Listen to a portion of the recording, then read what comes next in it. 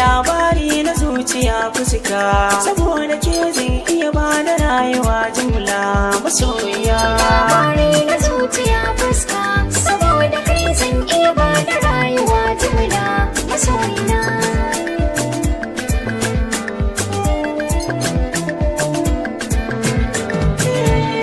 Saman rayuwa na kuma Allah, idan da zai kaga abubuwa na mamaki.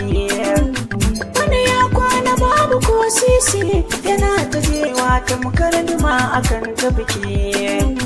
Wani ko za ya kwanci kin ciwo, yana ta kowa radadi ya sa shi raki. Shi ma radadi na zafi so, yana sakawa barci ya kaurace wa ido, ku tambaya.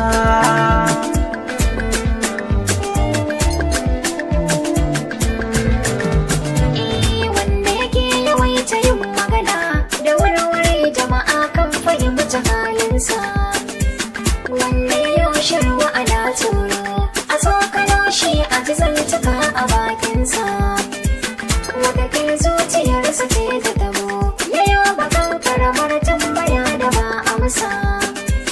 Murna ko kalilari yasu, su ne suke bambance irin kamannin kuka da dariya.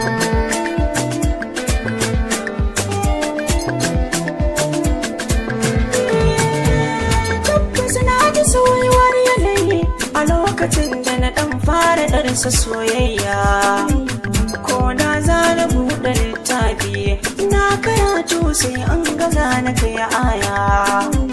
Sai in ji na nutse cikin kogi, ina tunanin wata ne kadai cikin zuciya. Wata ran ko dare ko ya tsala, ta kan ji tamkar in tashi dan na je na gano masoyiya. Labari na zuciya fuska, saboda kai zan iya ba da rayuwa jumla masoyina.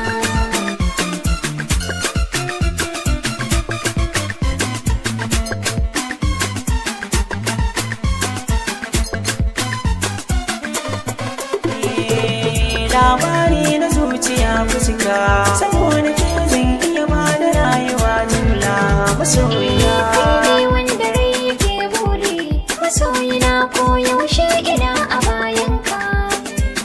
Inuwar so nake bida na fake, ina ta roƙo ka kira ni in ta gunka. Ko na sha wuya gurin tafiya, masoyina na san za ka bani salkarka. Kai ne kai gini cikin zuciya, ka samu bigire yalwarsa ya wucewa faɗi na duniya.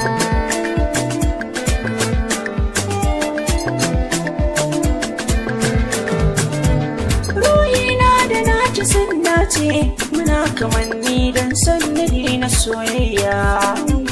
Na zama ke kwakin zaman toni, sai da ya bambanta don saboda jinsiya.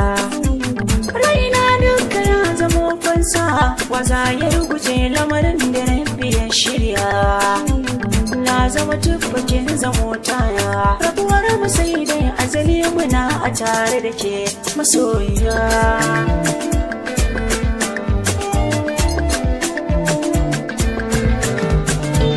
Na idanu na gano haske, masoyina kai ne farin cikina. Kauna ta ki ta yi wankanta, na ta jinya zo ki yi tallafina.